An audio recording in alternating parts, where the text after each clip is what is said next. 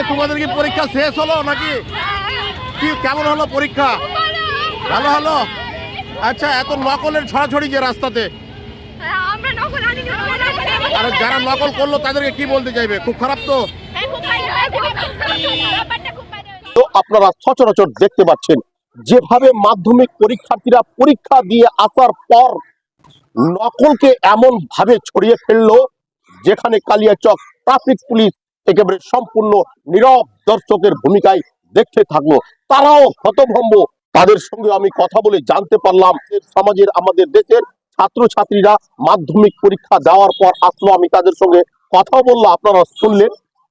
পুরোপুরি ভাবে চৌরঙ্গীর যে গ্রাউন্ড নকলের দ্বারা ছেয়ে পড়েছিল। আমি সেই ব্যাপারে আপনাদের কাছে একটা রিপোর্টিং তুলে দেওয়ার চেষ্টা করছি।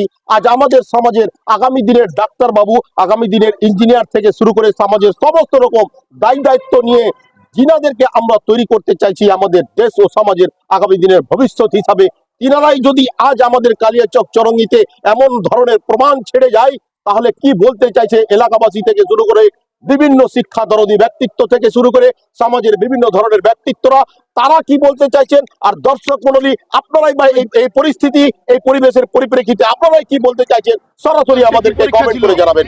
ফিজিক্যাল সায়েন্স কেমন হলো পরীক্ষা? হ্যাঁ ভালো হয়েছে। নকলের যে ছড়াছড়ি আমরা দেখতে পাচ্ছি রাস্তাঘাটে, এটা কি মনে করছো? যদি ভালো হয়ে থাকে তো? না না, ফালতু হইলে আমরা করি না। নকল কোনো কাজে লাগে না, ভালো। Thank you, thank you, thank you. নকলগুলো কে করছে এত? নকল করিনি, একটাও নকল করিনি। কোন স্কুলে পরীক্ষা দিতে গেছিলেন? আমরা চৌরঙ্গীর যা অবস্থা, সরাসরি আজ কালিয়াচক চৌরঙ্গী প্রশ্নের মুখে যে কোন দিকে যাচ্ছে আমাদের সমাজ, কি বলতে চাইবেন এত সব ছাত্র ছাত্রীরা? আমরা দেখেছিলাম বিভিন্ন স্কুলেও কড়া প্রহতার মাধ্যমে তাদের পরীক্ষা নেওয়ার ব্যবস্থা হয়েছিল। আমাকে অনেকজন কলও করেছে, দাদা আমার ভাই কিংবা আমার মোবাইল কেড়ে নেওয়া হয়েছে পরীক্ষা দিতে গিয়ে। আমি জানলাম কিসের জন্য, মোবাইল নিয়ে ঢোকা তো নিষেধ ছিল, কিন্তু তো বলছে যে না আমরা তো মোবাইলের কিছু করিনি, মোবাইলটা ছিল শুধু। তারপরে কি বলা হলো, তো তাকে বলা হয়েছে যে 2 বছর তাকে পিছিয়ে দেওয়া হলো, 2 বছর আগামী তাকে আর পরীক্ষা দিতে যাওয়া হবে না। আমি এরকম ধরনের আইনকে অসংখ্যবার ধন্যবাদ জানাবো। তারপরেও আজকে কালিয়াচক চৌরঙ্গীর যে গ্রাউন্ড পুরোপুরি ভাবে নকলে ছেয়ে গেছে। কালিয়াচক NH-34 যে জাতীয় সড়ক, আর লক্ষ লক্ষ মানুষ সেই পরিস্থিতি, সেই দৃশ্যটাকে দেখলো। স্যার, এটা তো একটা পৃথিবীর মধ্যে জ্বলন্ত একটা প্রমাণ দেখা দিল। কি পরীক্ষা ছিল? কোন স্কুলে পরীক্ষা দিতে গিয়েছিলে তোমরা? ভালো হয়েছে পরীক্ষা না?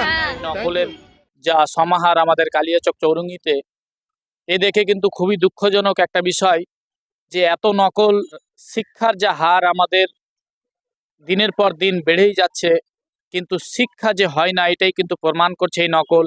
এই ব্যবহারগুলো ছাড়তে হবে। শিক্ষা যেই ব্যবহার দিচ্ছে সেই ব্যবহারে আমরা যদি চলি তাহলে সমাজ কিন্তু আগের দিকে বাড়বে। নাম মোহাম্মদ ইসমাইল, আমি টেসলা USA পাওয়ার ব্যাটারি ওনার। অসৎ পথ অবলম্বনের মাধ্যমে আমরা সফলতা অর্জন করতে পারি না।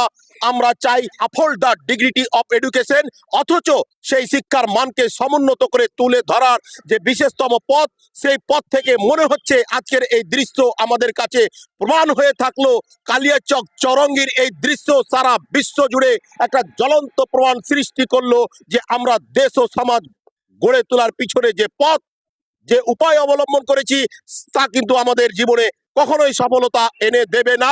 আশা রাখবো আগামী দিনে সমস্ত দর্শক মণ্ডলী, সমস্ত ছাত্রছাত্রী, সমস্ত শিক্ষা দপ্তরের আধিকারিকগণ, জনপ্রতিনিধি থেকে শুরু করে সবাই শিক্ষা দরদী ব্যক্তিত্ব, আপনারা জেগে উঠুন।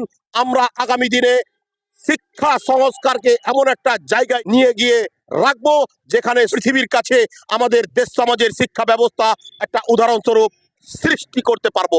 আপাতত এই পর্যন্ত কালিয়াচক ব্রেকিং নিউজ চ্যানেলের পক্ষ থেকে সকলকে জানাই অসংখ্যবার ধন্যবাদ।